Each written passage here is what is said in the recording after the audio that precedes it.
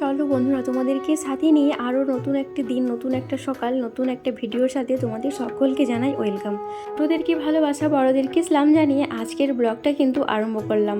তো চলো, আজকের ব্লগটা কিন্তু অনেক ইন্টারেস্টিং হতে চলেছে। আজকের ব্লগটা কে কোথা থেকে ওয়াচ করছো অবশ্যই কিন্তু কমেন্ট করে জানিও। আজকের ব্লগটা এই কারণেই বললাম, অনেকই ধামাকাতার ব্লগটা হতে চলেছে। কি ভাবছো তোমাদের? ভাবছো এটাই যে আমার রোজার শেষে ঈদের প্রস্তুতি, শপিং, মার্কেটিং যাই বলো না কেন, সেটাই তো করব নাকি?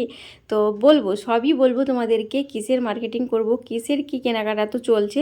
তো স্কিপ করলে চলবে না, সাথে থাকো, দেখতে থাকো ব্লগটি।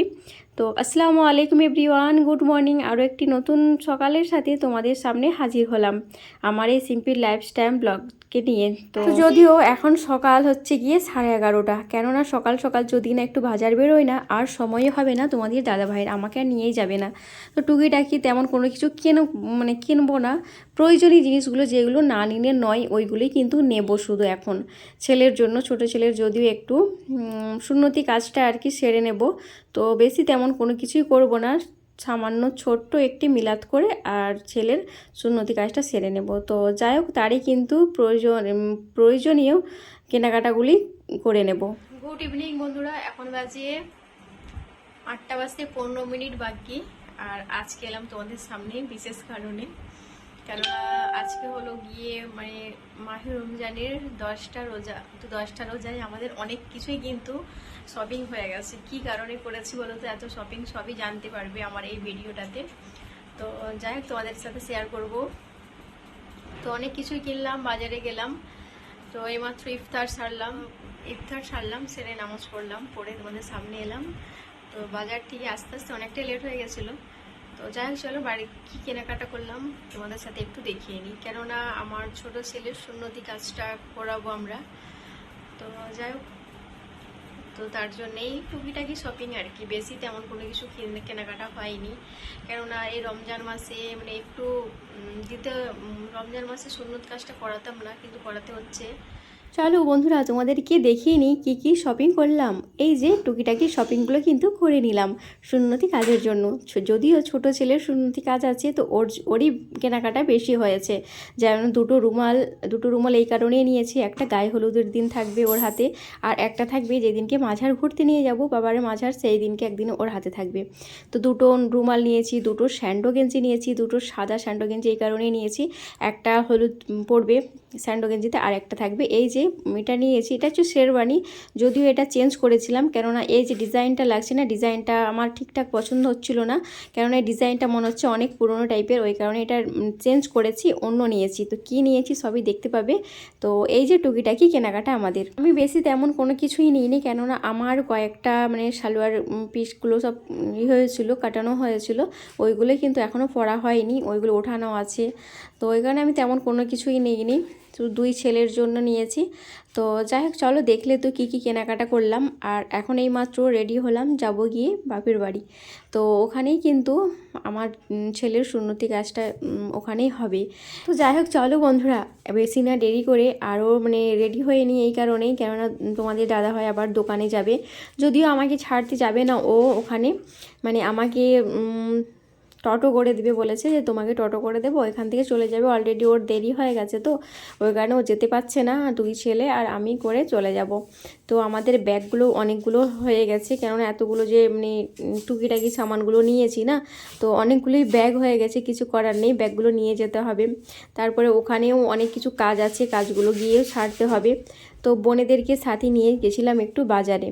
তো আমাদের এইখানে বাজারে এইগুলো যদিও না কেনাকাটা হয়েছিল, কেননা তোমাদের দাদাভাই দেরি হয়ে যাচ্ছিলো, ওই কারণে কোনো কিছু ওখানে কেনাকাটা করতে পারিনি। যেইগুলো বাকি ছিল টুকিটাকিগুলো এখানে নিয়ে নিলাম। কেন ছেলের দেখো, ছেলের হচ্ছে গায়ে হলুদ, ওর তো এই ক্যাডবেরি চকলেটস এইগুলোই তো ফেভারিট, তাই না?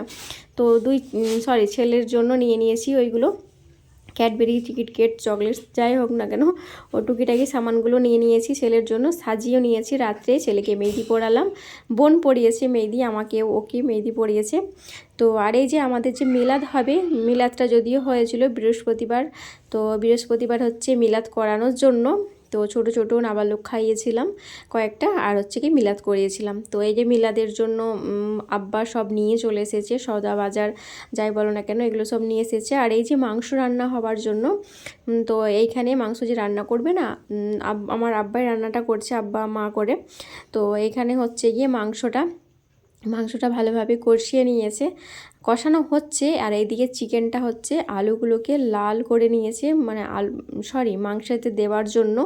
আর ওইদিকে হচ্ছে গিয়ে ক্ষীর, মানে ক্ষীর বলতে পায়েস। তো পায়েস হচ্ছে গিয়ে বাদশাভোগ চাল ছিল 1 কেজি, আর দুধ দিয়েছিলাম ওটাতে প্রায় 3 কেজির কাছাকাছি। তো যাই হোক, পায়েসটা কিন্তু দুর্দান্ত হয়েছিল ছেলের এতে গায়ে হলুদের দিন আমি রান্না করেছিলাম পায়েসটা। আর মা আব্বা করে ভাত আর তরকারি ওইগুলো সব রান্না করেছে। তো যাই হোক, এই যে দেখছো ইফতারের, তো যেই দিনকে যাব বাপের বাড়ি, তো ইফতারের আগের দিনের এটা।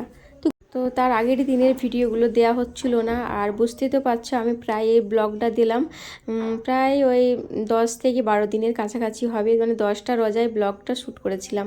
তো 10টা রোজা থেকে আজকে হয়ে গেল 22টা রোজা।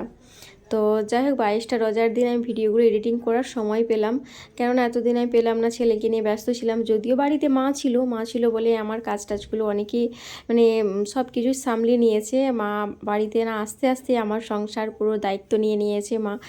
তো আমি ছেলেকেই দেখছিলাম ওষুধ খাওয়ানো থেকে, ওর সামনে বসে থাকা থেকে।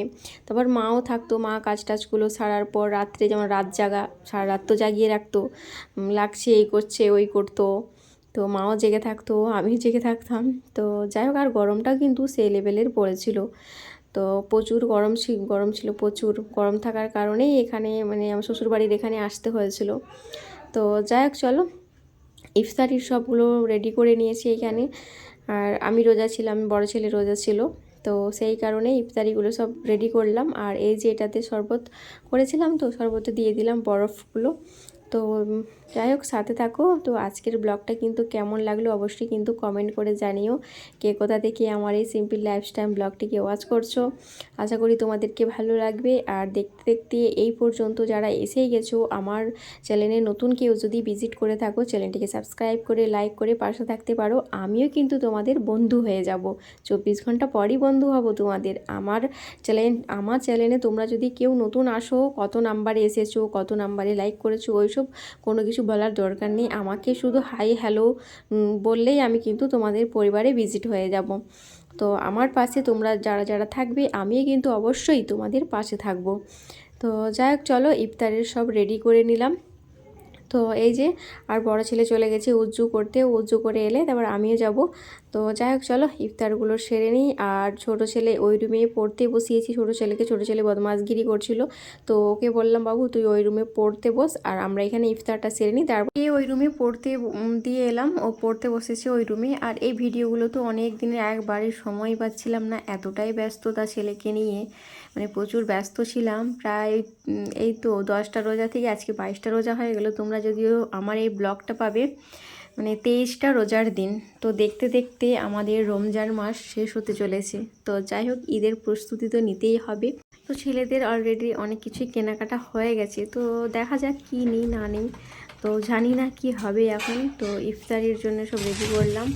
আর এইগুলো দেখলাম আবার নিয়েছে যে তোমাদের দাদাভাই। তো এই ফলগুলোকে পরিষ্কার করে ধুয়ে নেব, তারপরেই কিন্তু ফ্রিজে রাখবো, কেননা ছোটো ছেলে কখন বলতে খেয়ে নেবে। তো খোদা হাফেজ।